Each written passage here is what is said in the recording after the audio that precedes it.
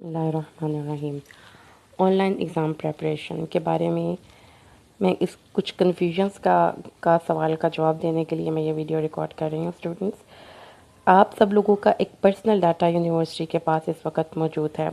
आप सब लोग जितने भी बच्चे जो बीए और बीएससी में अपीयर हो रहे हैं, आप सबको पता है कि सब बच्चों के जो जो इलेक्टिव सब्जेक्ट्स हैं वो वेरियस कॉम्बिनेशंस के साथ जाते हैं। जो बीएससी के बच्चे हैं, कोई बीएससी कंप्यूटर में है, कोई बीएससी इंजीनियरिंग में है, कोई बीएससी मैथ्स में है।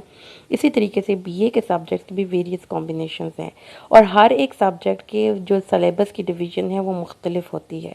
तो स्टूडेंट्स, आपका जो पर्सनल नंबर यूनिवर्सिटी के पास चला गया है, व्हाट्सएप नंबर, और आपका डाटा, यूनिवर्सिटी आपको सिलेबस की डिवीज़न के बारे में और आपके ऑनलाइन पेपर्स की तर्ज के मॉडल पेपर्स के बारे में पेपर नंबर और वो आपको फॉरवर्ड कर सकती है या आपको लिंक्स दे सकती है आपके पर्सनल नंबर्स पर, जिसको जाकर आप विज़िट करें अकॉर्डिंग टू आपके जो सब्जेक्ट का कॉम्बिनेशन है उस हिसाब से।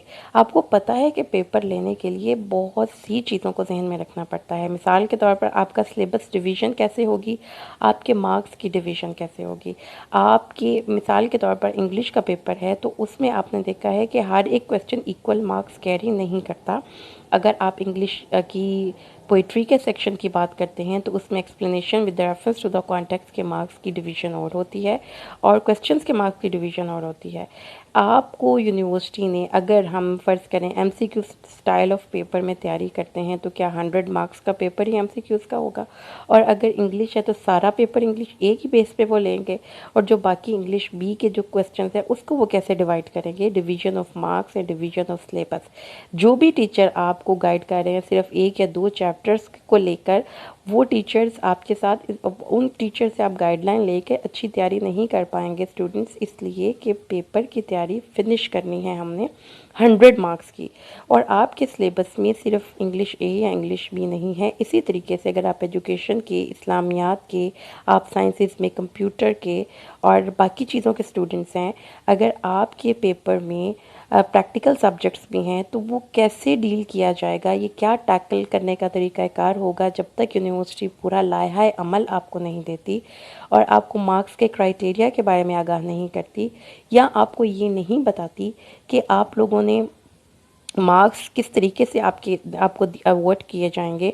वो आपके फ़ौरन ऑनलाइन मार्क्स होंगे या उसमें किसी और चीज़ को भी ऐड किया जाएगा, आपके मार्क्स क्या डिड्यूस होंगे, आपको किस तरीके से उसको पेपर को अटेम्प्ट करना है, क्या आप, ये सारी की सारी क्वेश्चंस हैं जो कि एक ऑनलाइन पेपर्स के हवाले से आपको जानने चाहिए। ये बात आप जहन में रखिए कि एक बुक को आप अगर अपने कॉलेज में अपने टीचर से समझ के पढ़ रहे हैं तो वो आपको पूरा मार्किंग का क्राइटेरिया समझाता है, लेकिन जब आप घर बैठ के पढ़ते हैं तो आपको उस चीज़ से उस तरीके से समझ में नहीं आती। तीसरी चीज़ जो बड़ी इंपॉर्टेंट है, मेरी अभी एक आईटी के प्रोफेशनल से बात हो रही थी और मैं उनसे ये बात पूछ रही थी कि क्या ये पॉसिबल है ऑनलाइन एग्ज़ाम्स, तो उन्होंने कहा है कि अगर तो ये घर में बैठ के ऑनलाइन एग्जामिनेशन होने हैं, जैसा कि नाम से जाहिर है, अगर तो आपको सेंटर्स में जाकर उन्होंने पेपर लेने हैं तो फिर उसमें तो वो ट्रेडिशनल पेपर लें। ऑनलाइन पेपर्स क्या घर बैठ के होंगे या सेंटर्स में जाके होंगे, ये सवाल अभी यूनिवर्सिटी ने इसका आंसर नहीं किया। आपके अगर सेंटर्स, और अगर आप घर बैठ के पेपर कर रहे हैं without the help of any professional, आप उसको कैसे टैकल करेंगे स्टूडेंट्स, की आप अपने आप से पूछिए सवाल। ये सारे सवाल हैं जिनके जवाब आपको वो टीचर्स देंगे जिन टीचर्स के साथ से आप अपनी रहनुमाई ले रहे हैं, जो आपको गाइड कर रहे हैं कि पेपर्स को आपने इस तरीके से टैकल करना है। मिसाल के तौर पर एक और बड़ा इंपॉर्टेंट क्वेश्चन जो मैं आपसे पूछना है वो यही है कि हम लोग, मिसाल आगे देखिए कि क्या तमाम पेपर्स को आप एमसीक्यूज़ के ज़रिए असेस कर सकते हैं। मसलन ऐसे है, इंग्लिश की प्रेसी है, ट्रांसलेशन है, उसके कैसे एमसीक्यूज़ बनेंगे। आपके जो ऑब्जेक्टिव टाइप पेपर है उसके सब्जेक्टिव एमसीक्यूज़ नहीं बन सकते, और अगर एमसीक्यू स्टाइल में आपने पढ़ना है तो आपको पूरा सिलेबस रिवाइज करना पड़ेगा, जो कि पॉसिबल नहीं है। एक माह में आपने जो इतना ढेर सारा सिलेबस पढ़ा है उसको आप रिवाइज करें, जबकि यूनिवर्सिटी का नोटिफिकेशन पढ़े बगैर आप अपने आप को उस मोड ऑफ एग्जामिनेशन के लिए रेडी करना शुरू कर दें, जिसमें यूनिवर्सिटी ने आपको ये बोला है कि जब तक गवर्नमेंट इजाज़त नहीं देती यूनिवर्सिटीज़ नहीं ओपन होंगी।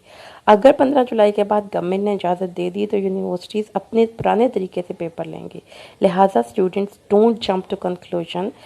सब, जब तक आपके पास इंफॉर्मेशन ना हो, अपने आप को तब तक होल्ड करें और जो आपने याद किया हुआ है वो याद रखिए। कौवा चला हंस की अपनी भी भूल गया, जो याद किया हुआ है उसी को याद करें, मेरा आपको यही मशवरा है।